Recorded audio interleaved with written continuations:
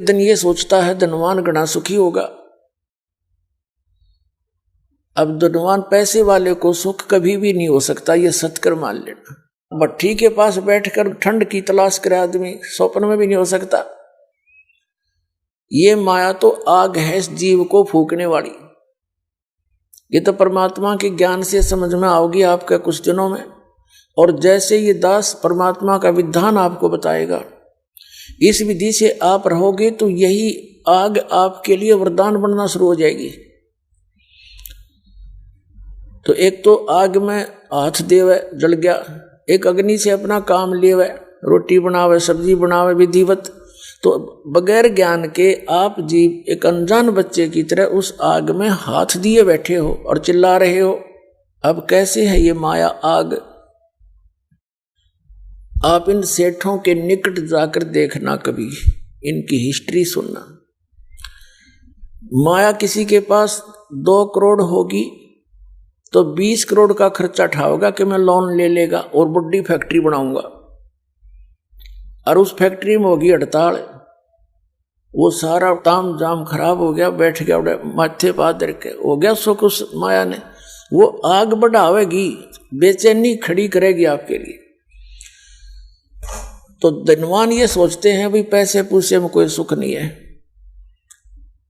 ये राजा लोग सुखी होंगे। राजा को सुख सपने में नहीं हो सकता।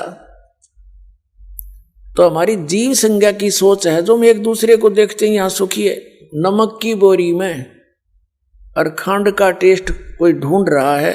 ऐसा ही हमारा प्रयत्न इस काल के लोक में, स्वर्ग में हम सुख ढूंढने जाते हैं, या यहाँ की कार कोठरियों में हम सुख मानते हैं।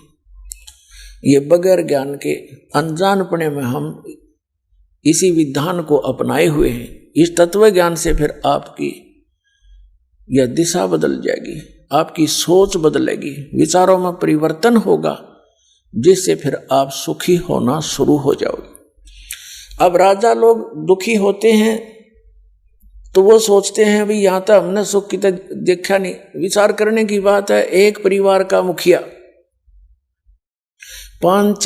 4-5 घर के सदस्यों की व्यवस्था में टेंशन ग्रस्त रहता है, और राजा तो एक क्षेत्र का प्रजा पिता होता है, प्रजा का स्वामी होता है। कभी सूखा गिर गया है, कहीं कोई झगड़ा हो गया है, कोई फ्लड आ जाती है, या कोई अन्य किसी कारण से घटना घट जाती है, तो राजा को नींद नहीं आती रात में। उसके ऊपर बहुत बड़ा वजन बना रहता है, तो वो घूटी ला के पड़े, कर्म बिगाड़े न्यारे। तो ऐसे फिर कहते हैं, राजा सोचता है कि भी स्वर्ग लोक के देवता सुखी होंगे। अब देवताओं से कोई बात करता है, वो कहते हैं भाई इंद्र सुखी है यहाँ का राजा, हमने कोई सुख नहीं। और सुख तो वहां हो जहां परमात्मा की प्रेजेंस हो, जहां परमात्मा हो। तो यहां 21 ब्रह्मांड में काल की प्रभुता है, इस काल की व्यवस्था है, तो यहां सुख हो ही नहीं सकता। फिर इंद्र ये सोचता है कि ब्रह्मा विष्णु महेश सुखी होंगे। इंद्र की हिस्ट्री आप पढ़ के देखो, स्वर्ग के राजा की, इन पुराणों के अंदर उसकी कैसी कैसी दुर्गति हुई, कैसे मलिन विचार उन लोगों के। जो बकवाद यहां करने को नहीं मिलती, इनके स्वर्ग में उपलब्ध है, और वो कर्म फोड़ने की है सारी, अपने पुण्य समाप्त करना और पाप के भागी बनना।